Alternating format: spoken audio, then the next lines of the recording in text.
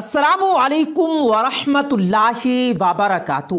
پیارے دوستو، زمین پر جنت سے لایا گیا ایک پتھر جو خانہ کعبہ کی دیوار میں نصب ہے، تمام مسلمان جو حج اور عمرے کی سعادت حاصل کرنے کے لیے مکہ مکرمہ کا سفر کرتے ہیں اور پھر طواف کرتے ہیں تو طواف کے دوران حجر اسود کو بوسہ دینا انتہائی لازم ہے۔ اگر رش کے باعث بوسہ نہ دے پائیں تو اشارہ کر دینا بھی کافی ہے۔ اسلام میں اس کی گنجائش تو موجود ہے، لیکن کسی بھی صورت حجر اسود کو بوسہ دینے یا اشارہ کیے بغیر نہ تو طواف مکمل ہوگا اور نہ ہی حج یا پھر عمرہ مکمل ہوگا۔ ناظرین گرامی، آج کی ویڈیو میں آپ کو اس بیہودہ خاتون کے بارے میں بتایا جائے گا جو حجر اسود کے قریب پہنچی تو اس نے ایسی حرکت کی کہ جس کو دیکھنے کے بعد فوری طور پر سعودی عرب کے حکمران خاندان سے بڑا حکم نامہ جاری کر دیا گیا۔ آج کی ویڈیو میں آپ کو اس واقعے کے متعلق تفصیل سے آگاہ کیا جائے گا، اس لیے آج کی اس ویڈیو کو آخر تک ضرور دیکھے گا۔ آگے بڑھنے سے پہلے تمام نئے آنے والے دوستوں سے گزارش ہے کہ اگر آپ نے ابھی تک ہمارے یوٹیوب چینل کو سبسکرائب نہیں کیا ہے تو ابھی سبسکرائب کریں، ساتھ لگے بیل نوٹیفیکیشن کو بھی آن کریں تاکہ لیٹسٹ اپلوڈ ہونے والی ہماری ویڈیوز کا نوٹیفیکیشن بر وقت آپ تک پہنچتا رہے۔ ناظرین گرامی، حجر اسود جنت سے لایا گیا پتھر ہے۔ جنت سے یہ پتھر زمین پر کیسے اترا، اس کے متعلق بھی آج کی ویڈیو میں آپ کو موجود متفرق روایات کے متعلق آگاہ کیا جائے گا، اور حدیث میں اس پتھر کے حوالے سے قیامت کے دن کے متعلق کیا حوالہ ملتا ہے، اس سے بھی آپ کو آگاہ کیا جائے گا۔ لیکن اس سے پہلے پیارے دوستو، یہ بتانا ضروری ہے کہ یہ وہ جنتی پتھر کہ جس کو کئی مرتبہ چرانے کی اور یہاں تک کہ خانہ کعبہ کی دیوار سے الگ کرنے کی کوشش کی جا چکی ہے، یہاں تک کہ اس پتھر کو توڑ کر ٹکڑوں میں تبدیل کیا گیا، لیکن اس کے بعد اس کو چاندی کے خول میں مڑ کر واپس اسی جگہ پر نصب کر دیا گیا جہاں پر رسول خدا صلی اللہ علیہ وآلہ وسلم نے اہل مکہ کو بڑی جنگ سے بچانے کے لیے اپنی حکمت اور دانائی کے ذریعے اس پتھر کو دیوار کعبہ میں نصب کر دیا تھا۔ ناظرین گرامی، اس پتھر کے حوالے سے گزشتہ کچھ عرصے سے ایسی خبریں بھی سامنے آ رہی ہیں کہ جس کے بعد یہ سوشل میڈیا پر بہت زیادہ شیئر کیا جاتا رہا۔ حالیہ وقتوں میں بھی ایک تصویر جو کہ ناسا کی جانب سے اتاری گئی اور وہ اس پتھر کے متعلق تھی، اس تہمت کے متعلق بتایا گیا کہ یہ حجر اسود کی انتہائی زوم کی گئی پکچر ہے، جس سے یہ اندازہ ہوتا ہے کہ یہ کوئی عام پتھر نہیں ہے، بلکہ اس کے اندر بھی تہ در تہ کئی راز چھپے ہوئے ہیں جنہیں انسان نہ تو جانتا ہے اور نہ ہی ان رازوں تک پہنچ سکتا ہے۔ پھر ناظرین گرامی، اس پتھر کا یعنی حجر اسود کا بوسہ لینا جہاں انتہائی متبرک اور سعادت کی بات ہے، وہیں یہ انتہائی مشکل کام بھی ہے، خاص طور پر رمضان المبارک میں یا حج کے دنوں میں یہاں بہت زیادہ بھیڑ ہوتی ہے، رش ہوتا ہے۔ ایسے میں حجر اسود کا بوسہ لینا ایک جہاد کرنے جتنا، یہ جنگ کرنے جتنا مشکل کام ہوتا ہے۔ یہی وجہ ہے کہ صرف حجر اسود کو اشارہ کر دینا یا اس طرف اشارہ کر کے گزر جانا ہی کافی قرار دیا گیا ہے، لیکن بہت سے لوگ آگے بڑھ کر بوسہ لینے کی جب کوشش کرتے ہیں تو اس دوران وہ زخمی بھی ہو جاتے ہیں اور بہت سے اوقات لوگوں کے پاؤں کے نیچے آ کر ان کی حالت غیر بھی ہو جاتی ہے۔ ایسا ہی ایک واقعہ حالیہ وقتوں میں بھی رپورٹ کیا گیا، جبکہ آج جس واقعے کی جانب آپ کی توجہ دلائی جا رہی ہے یہ ایک بیہودہ عورت کے حوالے سے تھا جو حجر اسود کے قریب پہنچی اس کو بوسہ دینے کے لیے،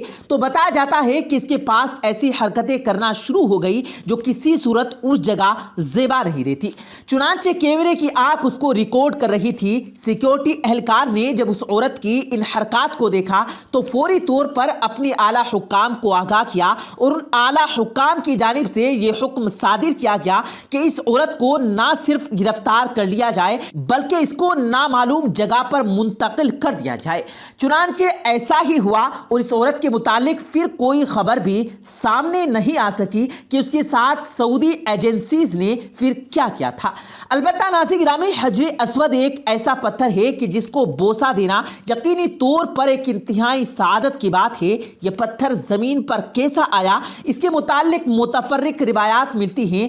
ایک روایت تو یہ ملتی ہے کہ جب جناب آدم علیہ السلام کو راندائے درگاہ کیا گیا، یعنی انہیں جنت سے نکالا گیا اور زمین پر بھیجا گیا، تو وہ اپنے ساتھ اس پتھر کو زمین پر لے آئے اور انہوں نے اپنی بغل میں اس پتھر کو دبا رکھا تھا۔ پھر ایک روایت میں یہ بھی ملتا ہے کہ جناب آدم علیہ السلام جنت میں اس پتھر کو بطور موڑھا یعنی بیٹھنے کی جگہ کے طور پر استعمال کرتے تھے۔ یہی وجہ ہے کہ وہ اس پتھر کو اپنے ساتھ زمین پر لے آئے۔ جبکہ دوسری ایک روایت میں تاریخی حوالہ یہ بھی ملتا ہے کہ جب ہمارے بابا جناب آدم علیہ السلام اس روئے زمین پر اتارے گئے تو بہت غمگین اور پریشان تھے۔ اس کے بعد زمین پر ایک رات میں 2 پتھر جس میں حجر اسود اور مقام ابراہیم شامل ہیں، اللہ نے یہ پتھر زمین پر اتارے۔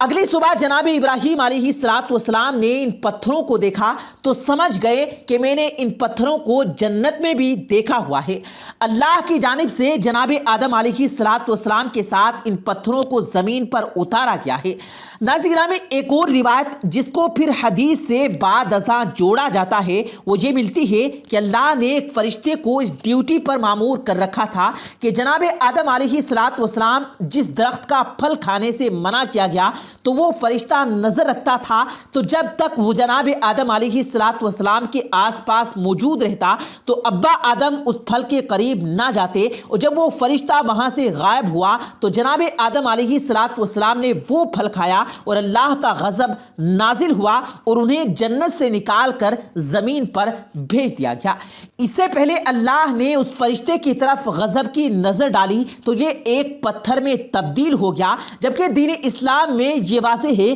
کہ دراصل یہ حجر اسود سفید رنگ کا پتھر تھا جس نے اولاد آدم کے گناہوں کو چوس لیا اور اس کا رنگ کالا تبدیل ہو چکا ہے۔ حدیث میں حوالہ یہ ملتا ہے کہ بروز محشر یعنی قیامت کے دن اللہ اس حجر اسود کو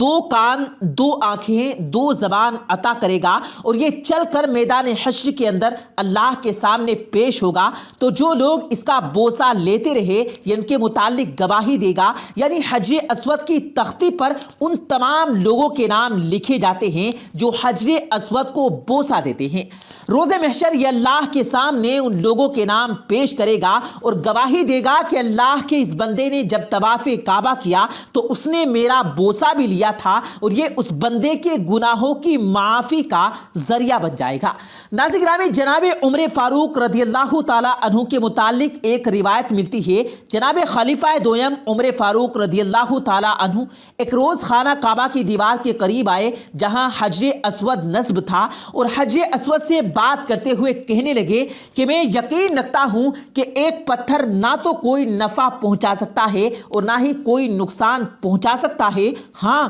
میں نے اپنے پیارے حبیب صلی اللہ علیہ وآلہ وسلم، ہمارے نبی کریم صلی اللہ علیہ وآلہ وسلم کو اس پتھر کا بوسہ لیتے دیکھا ہے۔ میں بس سرکار دو عالم صلی اللہ علیہ وآلہ وسلم کی سنت کو پورا کرنے کے لیے اس پتھر کا بوسہ لیتا ہوں، بصورت دیگر میں یہ نہیں سمجھتا کہ کوئی پتھر کسی کو نفع یا نقصان پہنچا سکتا ہے۔ اللہ رب العالمین سے دعا ہے کہ وہ اپنے پیارے حبیب صلی اللہ علیہ وآلہ وسلم کے صدقے ہمیں زندگی میں ایک بار حج اور عمرہ ادا کرنے کے لیے اپنے گھر بلا لے جہاں کعبے کے دوران اس پتھر کا بوسہ لے سکے۔ آمین یا رب العالمین۔